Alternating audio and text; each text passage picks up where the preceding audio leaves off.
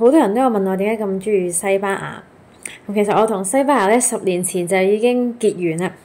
咁亦都係因為10年前嘅嗰一個獨自 travel 嘅旅程咧，令到西班牙咧從此又成為咗我生命中嘅一部分。咁點解會係西班牙咧？其實就係咧，我係讀西班牙文嘅，但同時咧，我又好中意中東嘅土皮舞。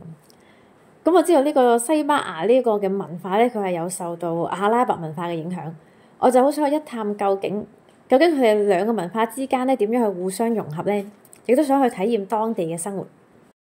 咁所以我就鎖定咗西班牙南部嘅安達魯西亞作為我嘅留學地點啦。咁當年咧亦都係我第一次一個人孭背囊去歐洲嘅一個旅程，係經伊斯坦堡機場轉機啦，就去巴塞羅那啦，再去馬德里，然之後再去南部嘅城市格蘭納達同埋塞維亞。咁呢兩個城市咧，我各留咗1個月咧去返學讀書啦。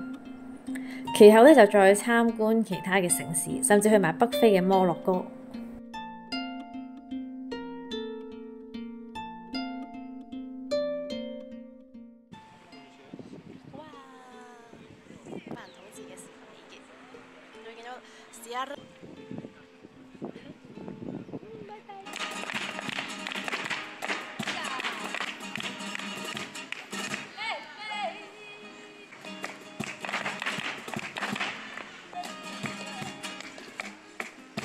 咁呢個旅程之中咧，認識咗唔少嘅國際學生啦、當地人啦，一齊慶祝聖誕節，學西班牙文、學跳舞，強烈感受到咧西班牙人嘅生活態度就係自由啦、熱情啦、無拘無束啦、隨性啦，亦都係慢生活啦，對咩係真正快樂嘅一個追求，不為主流改變嘅堅持。對佢哋嚟講，有酒飲、有舞跳、有得食 tapas、有得吹水，就已經覺得好開心。一杯酒都係2至4歐啦，完全係可以負擔到嘅。去沙灘曬下太陽啦，出去街喺度行逛下又可以歇成日啦。嗰種無所事事嘅休閒咧，正正就係佢哋嘅生活態度。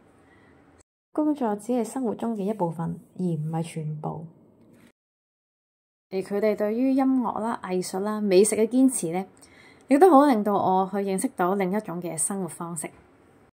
咁10年之後嘅今年呢，亦都好感恩有呢個機會可以帶到我嘅另一半去到我行過嘅西班牙嘅路咧，認識我眼中嘅西班牙，我認識嘅人，同埋去影屬於我哋嘅婚紗相。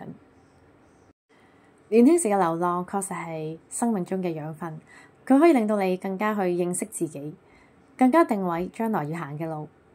世界那麼大，無論去到幾多歲，大家都一定要去旅行。去睇下世界另外嘅一面。